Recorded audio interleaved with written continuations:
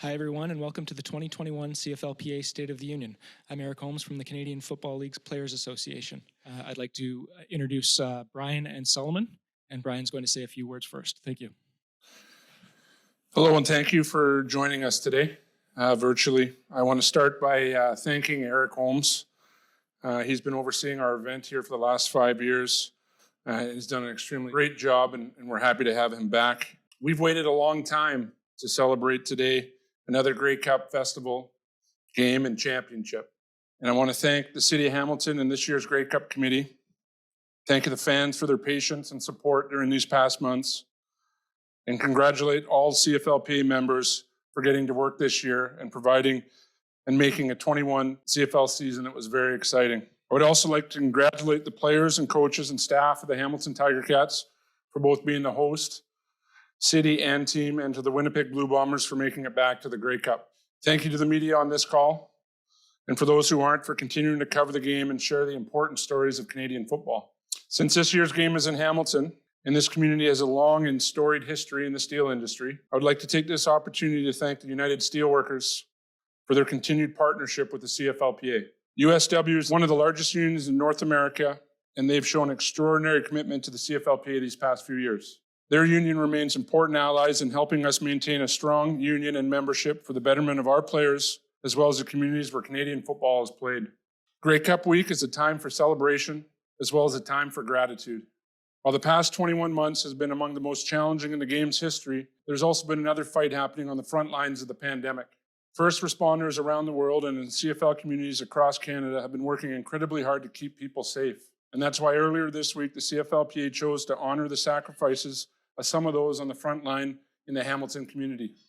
In appreciation for their heart and their courage, and as a thank you for their continued service hosting us this week, we've reached out to the Ontario Nurses Association, Local 70, the International Associated Firefighters, Local 288, the Hamilton Police Association, and the Ontario Paramedics Association.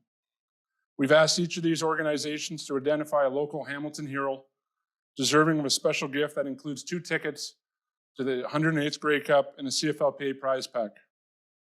We are humbled to provide this experience for people who are so deserving, and for those on this call that are interested in hearing more about the stories, please contact our office for details. We've come a long way to get back to football this season. We've done so by putting the game first and by recognizing that the most important thing for vitality in the future of the game is simply that we play the game. Arguably, the biggest part of this 21 season was not only getting back on the field, but how we got back on the field. The Players Association held a significant role in facilitating a 2021 season. Our executive committee, team player representatives, staff, advisors, and membership all played critical roles on various committees in developing this 21 season. And I'd like to thank and acknowledge their hard work and commitment to our union. We've ensured league revenue streams could be maintained, partnership commitments could be fulfilled, and the fans could return to the stadiums and be part of the game they love. We've also protected jobs, paychecks, benefits, and the rights of our membership, and ensured that players could continue working as well as representing and contributing to the communities in which they play. The last 2 years have shown us that when we work with a joint purpose, the CFLPA and the CFL can be more successful. This approach builds a stronger league with more common goals, values, and a clearer direction at all levels. When our members and union are not included, the league has not been able to find that same success. I'd like to give a great example from this year where an initiative was more successful because our members and players were included from the start, and that is our Return to Play committee. This season, only 1 game was postponed as a result of a COVID outbreak, and that's because of the incredible work and commitment of everyone on the Return to Play committee, including the CFLPA, team and league representation, therapists, doctors, and medical staff. That committee has met weekly throughout this year up until including last week. And of nearly the 36,000 tests conducted this year, there were only 35 positive cases registered. And that's about a 1 in 1,000 positivity rating. And our members, the players, deserve much of this credit as the majority of Tier 1 for following the protocols that are in place to keep everyone healthy. As strong as the committee is and as diligent as the protocol was, it does not mean anything unless it was followed. I want to thank our membership, team staff, league medical, doctors, and everyone associated that saw this protocol through. The position of the CFLPA and its membership is that the CFL has tried the same old approach to business development, and it's delivered a model that is neither sustainable nor viable. We are encouraged by the steps taken today by the CFL, and that includes the announced details this morning in the Commissioner's address, and we are eagerly awaiting further details so that we can share within our membership. What we do know is this: the players must be partners in the future of the game. And the old adage that players should just play football has now been proven without a doubt to be the wrong approach. There was no CFL football in 2020. And we have an opportunity in front of us to take this league forward. In order to do that, we cannot follow the model of 2020 and before, and we must use what got us here back on the field in 2021. And that is in order for the league and our members to prosper. As we look forward, we will continue to pursue issues that are important to the membership and to the stability of the game. We continue to actively work with governments and labor boards on long-term player rehabilitation, including workers' compensation. This remains in conjunction with other players' associations that represent athletes in Canada. And in our conversations with various provinces, particularly in BC, we have been given support from the Premier and the Minister of Labour that it is not a matter of if this will happen, but when. Athletes in Canada will soon be covered by workers' compensation for injuries sustained in the workplace like every other employee in Canada. Our union and membership want to see more continuity for the players. Longer-term contracts are a way for our members to build relationship with fans and communities, which then helps the teams create stronger footholds in the development of new fans. We recognize that players in the current business model drive the majority of the CFL's revenues and represent less than 30% of overall expenses. And that math is flawed and needs a correction. We believe that we can work with the CFL to identify effective revenue sharing models, ones that are used in all other professional sports leagues that work. And they start by contributing to stronger member clubs and growing revenue sharing among owners and players. This progression is an important step forward for the entire league and one that we've been pushing for the last number of years. We are glad the CFL has taken the steps to strengthen their business model, and that includes what the Commissioner's addressed earlier this morning. We have an enormous opportunity to create positive change together with the CFL. Steps have already been taken, and we must continue in stride as partners to see it through. Thank you again for joining this. I look forward to questions, but before I will pass over to Solomon, who has a few words to say. Thank you, Brian. Hello, and thank you all for joining us today. Thank you and congratulations to the fans for making it here with us today. It's been a long road for everyone, and I recognize how challenging it has been for those most loyal to the players and to the game. Thank you to the membership for believing and trusting in the work of the Players Association.